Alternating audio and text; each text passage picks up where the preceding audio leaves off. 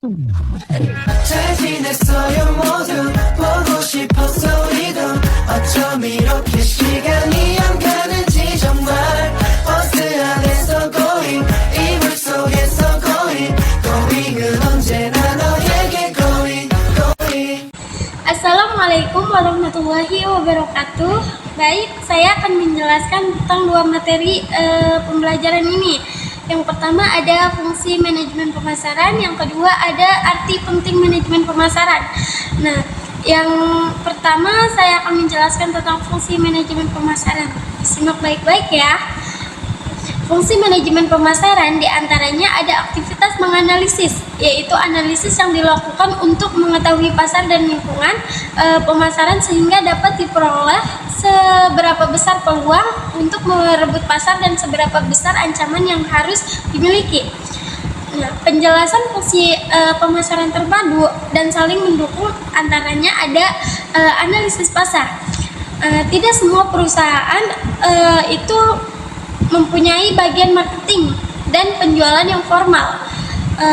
Akan tetapi setiap perusahaan pasti mempunyai dan melaksanakan berbagai elemen penting ya yang terdapat dalam aktivitas marketing dan penjualan yang bertujuan utama membuat konsumen yang baru maupun yang lama tertarik kembali untuk menggunakan produk dan fasilitas yang ditawarkan secara terus-menerus.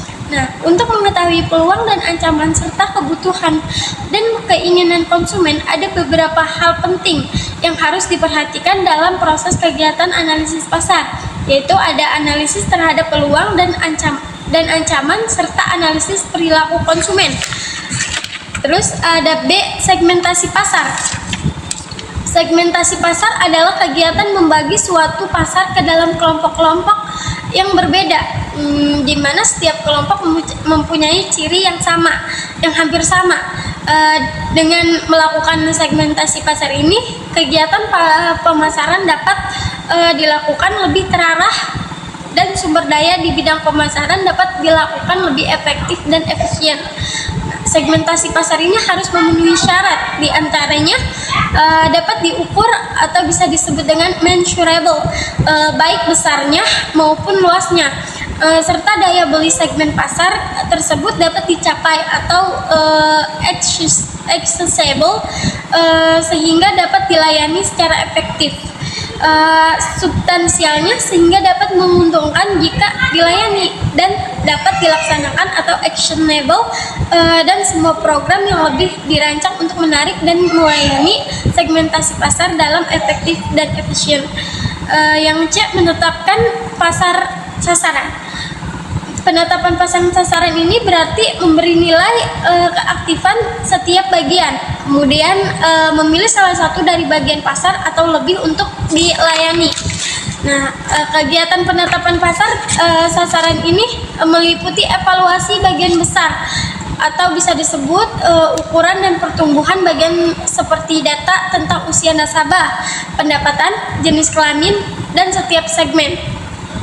Nah, strukturalnya yang menarik dilihat dari segi profitabilitas, dan sasaran serta sumber daya yang dimiliki. Nah, yang D, penetapan pasar. Perusahaan yang harus mampu melakukan identifikasi posisi pesaing yang ada dan sebelum menentukan penetapan sendiri. Nah, Fatwa 1992 ini menerangkan ada dua pilihan, yaitu yang pertama ada penetapan diri di sebelah salah satu pesaing yang ada dan berjuang untuk mendapatkan bagian pasar. Pemimpin ini bisa melakukan jika merasa perusahaan itu bisa membuat produk yang ugal, pasarnya luas, dan memiliki banyak sumber daya. Yang kedua ada mengembangkan sebuah perusahaan yang hari ini belum pernah ditawarkan pada pasar. Sebelum mengambil keputusan ini, manajemen harus yakin bahwa secara teknis dapat dibuat sebuah produk dengan cepat, secara ekonomis, dan dapat dibuat sebuah produk ugal pada tingkat harga yang direncanakan. Nah, serta jumlah konsumen yang suka produk tersebut yang memadai. Nah, ada yang perencanaan pemasaran. aktivitas pemasaran atau bisa disebut dengan marketing yang dilakukan sebuah perusahaan penting untuk dikoordinasikan dan diarahkan untuk mencapai tujuan perusahaan umumnya dan tujuan bidang pemasaran khususnya. Nah, alat koordinasi dan pengarahan pemasaran tersebut adalah planning pemasaran, terlepas dari jenis gaya manajemen yang dianut oleh sebuah perusahaan. Dalam melakukan perencanaan harus melakukan 4 tahapan. Nah, 4 tahapan itu apa saja? Yang pertama ada menetapkan misi perusahaan, yang kedua mengenali unit-unit bisnis strategis perusahaan, menganalisis dan mengevaluasi portofolio bisnis yang ada, yang ketiga mengenali arena bisnis baru yang akan dimasuki. Dengan demikian, ini bisa disimpulkan bahwa perencanaan pemasaran bertujuan ini untuk memberikan pendekatan dan sistematis dan rapi bagi perusahaan dengan cara yang pertama ada menyeimbangkan dan menyelaraskan kegiatan pemasaran yang menjamin tercapainya tujuan dan sasaran. Yang kedua ada menggunakan cara-cara berusaha di bidang pemasaran secara intensif dan optimal.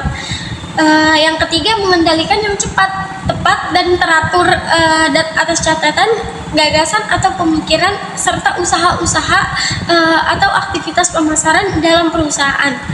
Nah, Philip Kotler sebagai salah satu tokoh di manajemen pemasaran mengeluarkan buku manajemen pemasaran edisi 13 jilid, yang satu bisa mendapatkan hanya di Gramedia. Singkatnya, manajemen pemasaran ini dapat didefinisikan sebagai proses manajemen. Nah, program pemasaran ini mencapai tujuan dan sasaran organisasi, melibatkan perencanaan, implementasi, dan pengendalian program atau kampanye pemasaran. Yang kedua ada materi arti pentingnya manajemen. Disimak baik-baik ya. Arti pentingnya manajemen pemasaran ini menjadi penting untuk memenuhi persaingan yang semakin ketat dan kebutuhan atau akan metode distribusi yang lebih baik untuk mengurangi biaya dan peningkatan keuntungan. Manajemen pemasaran saat ini adalah terpenting dalam perusahaan komersial dan bisnis. Nah, berikut ini ada beberapa faktor lain yang menunjukkan pentingnya manajemen pemasaran. Yang pertama ada pengendalian produk di pasar ya, pengenalan produk baru di pasar. Nah, yang kedua meningkatkan produksi produk yang sudah ada.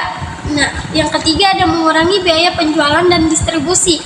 Yang keempat ada pasar ekspor. Yang kelima ada perkembangan sarana komunikasi dan mode transportasi di dalam dan di luar negeri. Yang keenam terakhir ada peningkatannya pendapatan per kapita dan permintaan akan lebih banyak barang oleh konsumen. Terima kasih.